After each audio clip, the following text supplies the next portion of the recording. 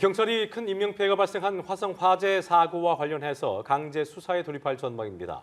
수사본부는 해당 공장 대표 등 5명을 피의자 신분으로 전환했고 전원 출국 금지했는데요. 관련 내용 자세히 짚어보겠습니다. 네, 한편 손흥민 선수의 아버지인 손웅정 감독이 아동학대 혐의로 피소된 가운데 사랑이 전제되지 않는 언행과 행동은 결코 없었다며 오히려 수억 원의 합의금을 요구했다며 혐의를 부인했습니다. 네.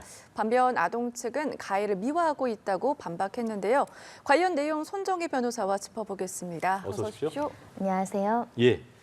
자, 먼저 화성의 리튬전지 제조공장 화재 사건에 대한 수사 상황부터 짚어보겠습니다. 수사본부가 해당 공장의 대표 등을 피의자 신분으로 전환을 했고요. 전원 출국 금지 조치를 내렸는데 일단 이게 강제 수사로 전환하겠다 이런 임박했다 이렇게 의미를 봐야 될까요? 강제 수사로 전환이 이미 되어 있다 이렇게 보시는 게 맞고요. 네. 그만큼 피해가 중대하고 중대한 범죄인 만큼 신속하게 수사를 해서 증거인멸 가능성을 없애겠다. 그러므로 조속하게 압수수색을 진행하고 또 피의자 신문 조사도 이제 임박해서 이제 진행될 것으로 보이는데요. 예. 그럴 수밖에 없는 것이 네. 중대재해처벌법은 굉장히 강력한 범죄 그 처벌 규정이 있습니다. 그리고 사상 피해자만 지금 사망자가 23명이 났다는 것은 네.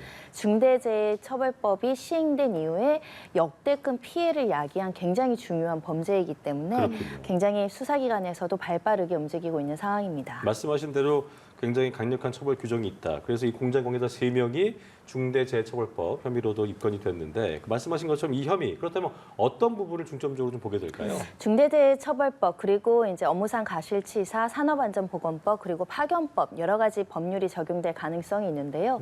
이 산업재해 중에 사망자가 1명 이상 나오는 사건은 이제 중대재해라고 이야기를 합니다. 네. 근데 무조건 사업주를 처벌하는 것은 아니고 안전관리 의무, 그러니까 안전하게 어떤 계획을 세우고 인력도 배치하고 관련된 규정들을 준수하고 이 안전관리에 소홀함이 없었다고 한다면 처벌할 수 없지만 그 여러 가지 상황 중에서 이 업무상 과실이나 고의가 있다라고 한다면 중대재해처벌법이 1년 이상의 유기징역형으로 처해져 있습니다. 네. 그러니까 20년, 30년도 나올 수 있다라는 그래요. 거죠. 그만큼 굉장히 생명을 다루는 산업재해 현장에서 네. 생명에 대한 안전을 보호하려는 꼼꼼한 어떤 계획과 실행이 있어야 되는데 이런 부분에 대해서 미흡해서 사람의 생명을 빼앗게 되는 경우에는 굉장히 엄중한 처벌이 따를 수 있고 이 책임은 사업주 그리고 관련자 그리고 이에 책임 있는 자들 모두 다 기소 가능하기 때문에 네. 관련자는 훨씬 더 늘어나서 피의자 숫자도 늘어날 수 있습니다. 네. 이게 화재 사망자 중에 18명이 외국인이라서 외신에서도 좀 주목을 하고 있는 상황인데 형사처벌 절차에 돌입한 게 화재 발생하고 하루 만이기 때문에 굉장히 빠르다라는 평가도 있더라고요. 이 배경도 좀 짚어주실까요? 네, 이렇게 빠르게 한다라는 것, 즉 증거인멸 가능성이 굉장히 중요하기 때문입니다. 네네. 지금 화재로 일정 부분의 어떤 사무실이나 공장 내부의 직기들이 소실된 부분들도 분명히 있고 예. 특히 엄중한 처벌이 따를 수 있기 때문에 도망갈 염려가 현저히 있는 사건입니다. 그러면 이 관계자들 누구라도 해외 출국을 하면 사실 수사가 지지부진해질 가능성이 있기 때문에 네. 신속하게 신병을 확보해서 그에 상응하는 책임을 물리기 위한 것이고요. 이게 형사처벌과 더불어서 피해자가 워낙에 많고 규모가 크기 때문에 손해배상 책임도 굉장히 수사 결과 면밀히 이제 맞닿아 있는데요. 중대재해처벌법은 이 피해자, 그러니까 손해를 입은 사람의 손해의 5배까지 배상 책임하도록 굉장히 크게 규정하고 있습니다. 네. 그렇군요. 여기서 중대재해처벌법 위반됐다라고 한다면 이 아리세 또는 그 안에 하수급 업체들 모두 다 이제 공동으로 책임질 가능성이 있어서 처벌도 피해 회복에도 굉장히 중요한 시점이기 때문에 정부로서는 피해자들을 위해서 신속한 수사, 신속한 배상 조치를 하겠다라는 의지를 담은 것으로 보입니다. 아까 말씀하신 대로 도망이나 증거인멸의 우려가 있다고 한다면 구속 수사로 이루어질 가능성도 크겠네요. 주요 혐의자들은 구속 수사할 필요성이 매우 높습니다. 말씀하신 것처럼 사람이 23명이나 죽었다는 것은 네. 중대재해처벌법이 시행된 이후에 가장 크고 참혹하고 안타까운 사건이었거든요. 예. 막을 수 없었는지 여기에서 어떤 책임자가 어떤 잘못을 했는지 명명백백하게 가려내야 될 것 예. 같습니다. 어제 그 에스코넥의 대표가 그 대국민 사과문 발표하면서 불법 파견에 대한 질문에 대해서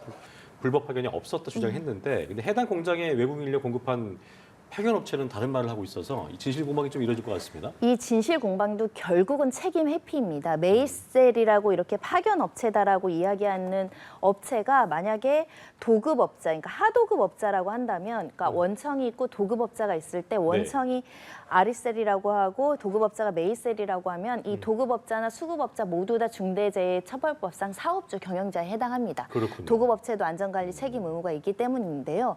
다만 이제 파견업체, 사람을 파견하는 거에 불과했다라고 한다면 중대재해처벌법을 적용받지 않을 수 있습니다. 근데 아까 말씀드린 것처럼 중대재해처벌법은 1년 이상의 유기징역일 뿐만 아니라 손해배상도 5배까지 이루어지니까 이 책임을 회피하기 위해서 메이셀에서는 우리는 파견법을 위반했을지언정 중대재해처벌법에 적용을 받는 도급업자, 수급업자의 도급계약을 맺지 않았다라고 지금 이 중대재해처벌법을 벗어나기 위한 그 주장을 하는 것이거든. 실제로 파견만 했을 가능성도 있고 네. 도급 계약을 맺어서 실질적으로 도급 계약이 있었을 수 있기 때문에 그 계약 관계나 실제 어떻게 운영했는지를 수사기관에서 면밀히 살펴봐야 되는 것이고요. 네. 만약에 파견법 위반만 적용된다고 한다면 3년 이하의 징역이거든요.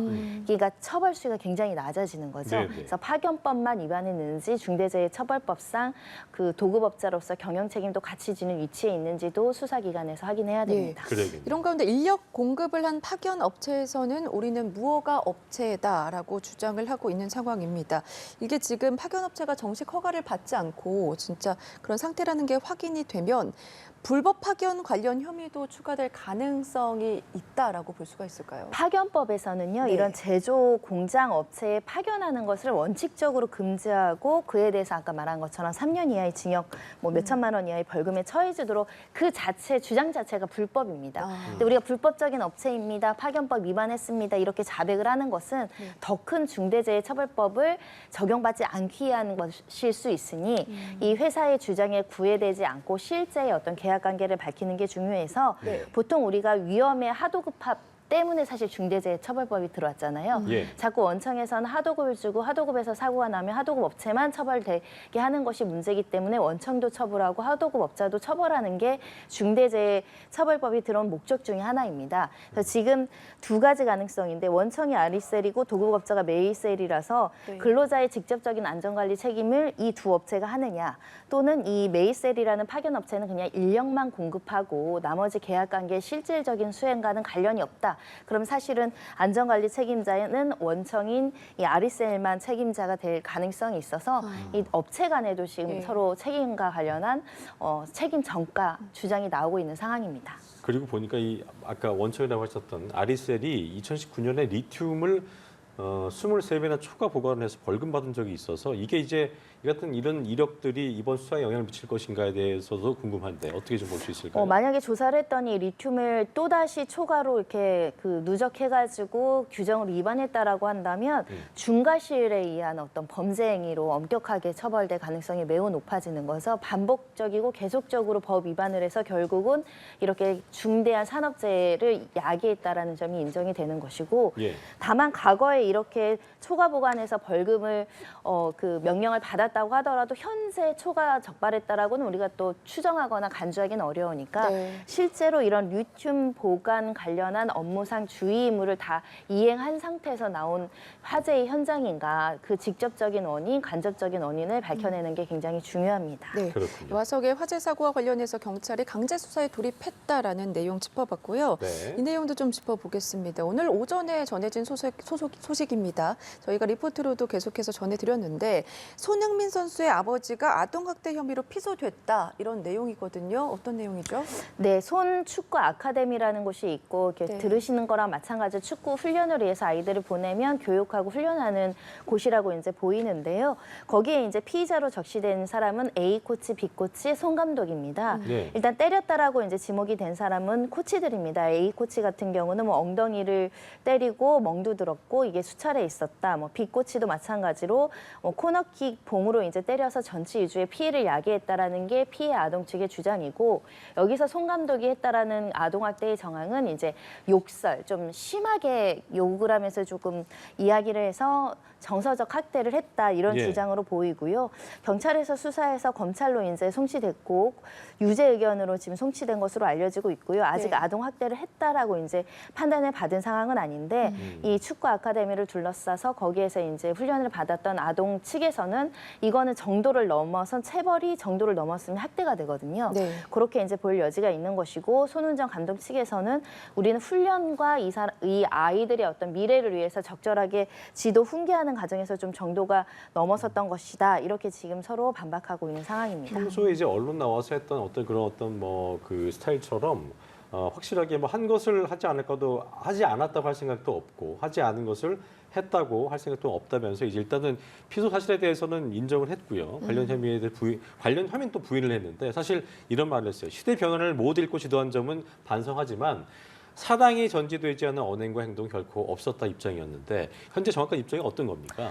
그러니까 이 시대의 변화는 이런 겁니다. 우리가 아동에 대한 인권 감수성이 높아지면서 예전은 학교 다닐 때 다들 이렇게 체벌하면서 많이 맞으면서 학교 다녔던 시절에 송 감독도 학교를 다녔던 경험이 있을 겁니다. 그렇죠. 그때는 그게 이제 선생님이라면 제자를 교육할 훈육 목적으로 이렇게 손을 대거나 때리거나 욕하는 일이 있어 왔죠, 우리 사회가. 예. 하지만 시간이 지남으로 인해서 초중등 교육법도 개정이 돼서 훈육, 훈계 등의 목적이라고 하더라도 도구를 이용해서 신체 고통을 주는 것을 금지하고 있습니다. 그러니까 원칙적으로 체벌을 금지하고 있죠. 민법도 지금 부모의 체벌을 못하게 하도록 되어 있습니다. 네. 그런 변화 속에서 옛날에 이제 교육하고 옛날에 이렇게 스포츠 운동하셨던 분들은 우리는 맞으면서 껐다. 이렇게 욕 먹으면서 그 훈련을 하면서 성장했다. 이런 생각이 있을 여지가 있으나 지금의 어떤 판례와 지금의 인권 감수성, 아동들에 대한 권리가 확대된 사회에서는 이게 또 정서적 학대나 신체적 학대가 될 여지가 있다는 거죠. 네. 예.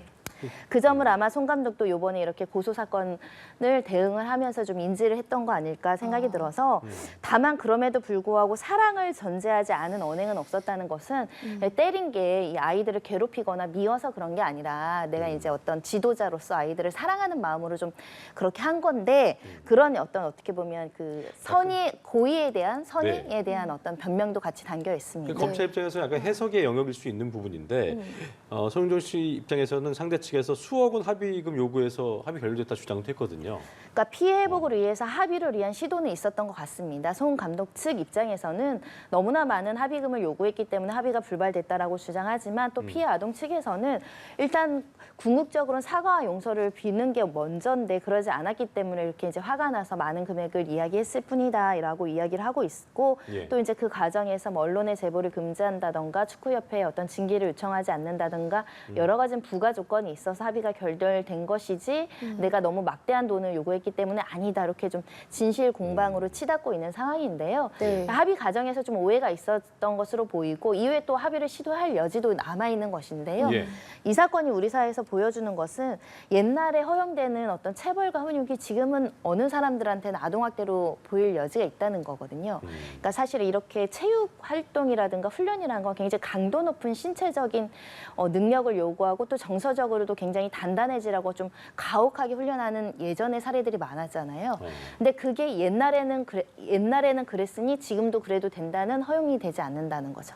특히 아이 몸에 멍들게 이제 코치가 도구를 이용해서 때렸던 것으로 보이는데 이게 본인은 정당하게 아이를 잘 되라고 혼냈다고 생각할지언정 피해 아동 부모 입장에서는 학대라고 볼 수 있다는 겁니다. 네. 그러니까 서로 생각과 의견은 좀 다르지만 법률적으로는 이걸 고소해서 수사할 만한 사안으로도 해석될 수 있어서 손 감독 입장에서도 이제 좀 피해를 배상하고 합의할 생각도 있었는데 결국 이렇게 이제 보도가 되면서 쉽게 또 합의가 될지는 좀 지켜봐야 될 것 같습니다. 다시 한번 정리를 해보면은 송 감독 측에서는 나태한 모습 보이는 아이에게 불호령이었다.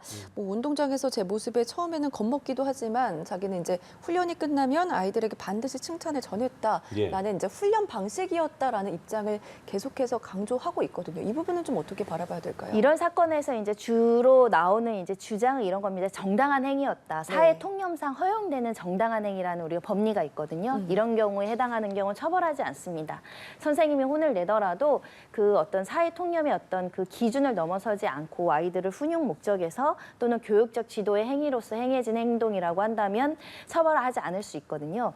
때린 것들을 일부 아동학대, 신체적 학대로 볼 여지가 있는데 지금 송 감독한테 고소가 들어온 사실관계는 욕설을 했다라는 거거든요. 아이들 혼낼 때. 네. 근데 구체적으로 어떤 욕설을 했는지를 모르겠어서 제가 지금 이게 정서적 학대가 될 수 있다, 안 될 수 있다는 판단하기는 어렵지만 경우에 따라서는 그 욕설의 강도가 그 지나치게 강하지 않고 아이들의 정서적인 어떤 발달을 저해하지 않을 정도에 이르렀다고 한다면 이것은 이제 교육적 지도 행위로서 이 정도 행위는 허용될 수 있다. 이런 판단도 또 나올 수는 있는 겁니다. 그래서 조금 더 수사 결과를 지켜봐야 될 것 같습니다. 네. 자, 그리고 다시 한번 저희가 고소인 측 입장을 좀 다시 한번 보면은 아까 말씀하신 것처럼 손흥정 씨 측과는 좀 다른 입장인데 고소인 측에서는 이제 뭐 가해 사실을 미화하면서 2차 가해를 하고 있다 주장을 하고 있다고 반박을 했는데 사실 말씀하신 것처럼 세상은 변했는데 예 교육을 답속한 것에 대해서 문제를 제기한 부분인데 수사에서 이제 엄격한 것과 언어 폭력인가 아까 해석의 차이라고 했는데 어떻게 좀 그걸 바라볼까요?